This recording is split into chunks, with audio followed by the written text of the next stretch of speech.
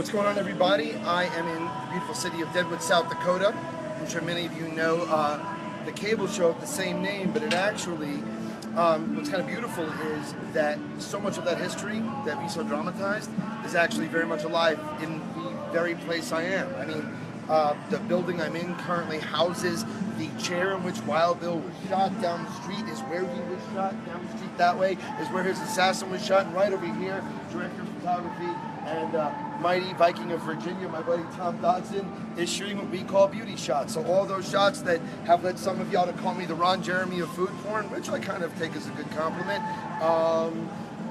Anyway, yeah, we filmed these food porn shots just like that. That's actually Tom's wallet propping up the plate there. TV magic right there. Sir, hang on 1 second. Thanks.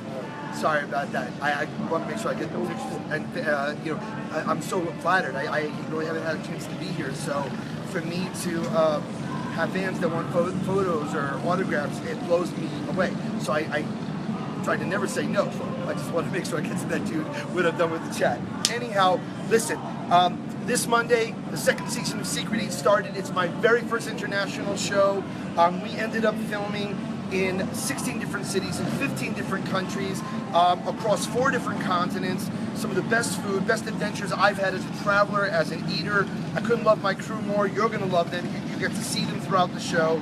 And for everyone that travels and just doesn't eat anything other than room service or the typical chains you may find in the States, these are the foods you want to eat. If you're a fan of Man vs. Food and you dug like that awesome comfort food, we got you.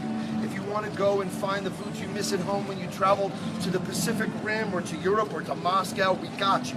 And so to me, it's going to be one of the cooler travel shows I've done, simply because the focus isn't just on really kick-ass food, but it's hidden restaurants and off-menu dishes. That's why it's called Secret Eats. So whether we're talking about a hidden restaurant or a restaurant through another one, or whether we're talking about an off-menu dish or a dish you need a password for, that's what this show's about.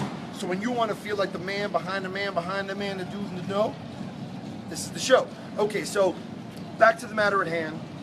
This is a Q&A. I want you guys to ask me anything on your mind about the show, you know, about locations we went, where did we go, what it's like filming, what it's like being here in the Sturgis. And in fact, we're filming a Secret Eats special here in Sturgis right now.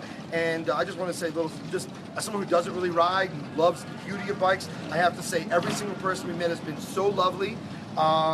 The bikes have been cool, and it's nothing to be intimidated. It's an absolutely beautiful, beautiful spot. You got to check it out for yourself. Let the questions rain. The voice you hear will be my Emmy-nominated, beautiful director and dear friend since I was 22 years old, Kat Pappas. So, Kat, if you would not mind reading me the first question.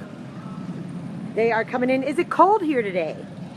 It is chillier than most. It just rained a little bit ago, but there were a few days, though, where I was fairly convinced you could fry an egg on my forehead. Have you gotten a chance to go to One-Eyed Jack Saloon? I have not had a chance to go to One-Eyed Jack Saloon. I haven't had as much saloon time as I would like. You know, one of the first things I learned when I was doing show Travel Channel, Dan Adler, with whom I kind of helped build Man vs. Food, you know, he was very big on, this is vocation, not vacation. So we tried to sneak in as a crew. We all went to Mount Rushmore last night. But not yet, not yet. I'll get some saloon time in, by God. Okay, good. What do you think of all the bikes you're seeing? They're awesome. They're absolutely, absolutely awesome. As someone who loves the mythology of them and loves the beauty of them, and I think just the variety. And so for me, I've always been partial to a lot of the older Harleys, the Indians, but then to see some of these space-aged ones and to see what people have installed. And you know, the main drag right here in Deadwood, and we've seen the main street in Rapid City and the main street in Sturgis. Just the sheer cruising, just dudes will just roll shades at night like Corey Hart and just bump like hip hop and roll straight down here, and like Seth Bullock, Sheriff Seth Bullock at that hotel, and they'll be bumping like Dre and Pac, just like going down on these at Boot Hills right there. It's crazy. Jack from Brighton, UK wants to know if we like it here. I do, Jack. What's up to you in Brighton? What's up to my friends at the Salt Room? I actually tried some Brighton Rock. Brighton, by the way, trying Brighton Rock doesn't mean I tried some rare British like crack cocaine. That Brighton Rock is a candy. It's like a can. I should stop making that gesture. But it's like a giant candy cane type thing, and it says Brighton Rock in it. The thing said I got to get a hat that says "Kiss Me Quick" and the shirt that says "Squeeze Me Slow." But if nothing else, I'm a big fan of the Who. And in Quadrophenia, that's all Brighton. So if you like the Who, man, who don't like the Who? Who are you? Pretty good. Danny Boyle says his wife is working at One Eye Jack Saloon here on the Strip. They both love your shows and to keep up the good work. Well, Danny Boyle, much love to you, much love to the missus. I hope I see y'all later.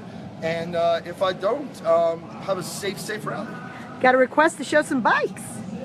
Yeah, I would like to, but you know something? I used to mess around on a friend's bike, but I don't have a license on it. And little random, lame but true fact with a lot of TV shows. And Kat, feel free to shout in with this, but a lot of times if you are hosting a show, and the simple fact is, like, if anything happens to me, the whole show goes down. I was actually bitten by a friend's dog a few years back, and we had to stop production.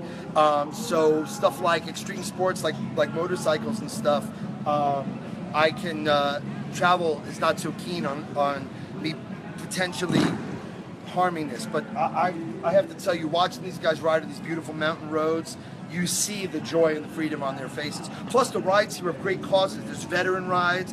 We covered a ride from Black Hills State University that was giving money to vets to go back to school. So don't just think it's like leather and chaps and toughness. Like, first of all, the bikes are super gorgeous, but they're expensive. This is an expensive hobby, but you meet people from all over. It's awesome. It's awesome. You gotta come. They want to see some bikes. Want to show them what you bikes? see? Yeah, what do you see? Oh, that's why. I thought Kat wanted me to jump. This whole time Kat's been going. Yeah, look at the bikes. They're right here. I can't show them. You got the camera.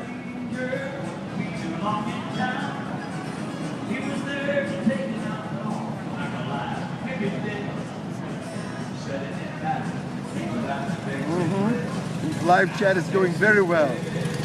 Very well. By the way, for the record, my crew and I are going around in minivans. Badass. Go ahead. They want to know about your new show. So the new show, Secret Eats, started 10 p.m. Eastern this past Monday.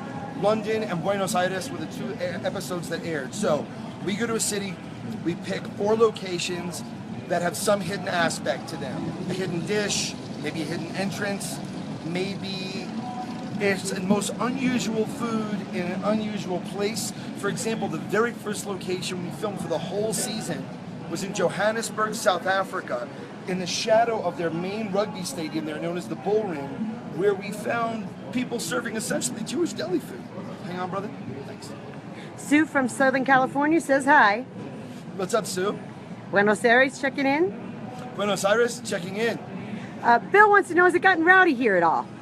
I mean, I think that there's a commensurate degree of rowdiness, certainly like as the sun goes down, but you know, it depends upon where you are. I mean, we were down at the intersection of Junction and Main Street, right by a park called the Latin American in Sturgis, and I think it's very different from town to town. And I think as you head further west, so too does the rowdiness quotient rise. So as you go like this in the map from Rapid City, as you go through Nemo and Spearfish, Deadwood, and eventually hit Sturgis, it's sounding like Donkey Kong, you know, but it's awesome, man, and I think that's kind of why I love, and I'm so proud of being an American, is that it isn't all the concrete canyons of Midtown or like people skateboarding in Venice. It is the Black Hills of South Dakota, and it is Devil's Tower in Wyoming. I mean, that's what we are as a country, and you have to embrace it all. And I have to tell you, I'm not going to bull crap y'all and tell you that I wasn't apprehensive, and we have been treated so well. We have walked around as a crew and felt welcome and met awesome people.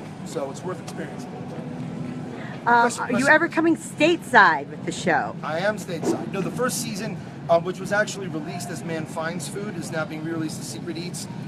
We shot, how many episodes, Kev? 14 or 15? 15. 15 of those domestic, shot all over. I mean, New Orleans to New York, Los Angeles to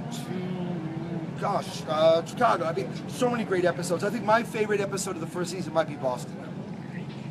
What's your favorite country that you've been to? Favorite country that I've been to? God, so many. I mean, I've been really blessed to have a second career in the UK, and I love it, and I'm a quarter English myself. I love going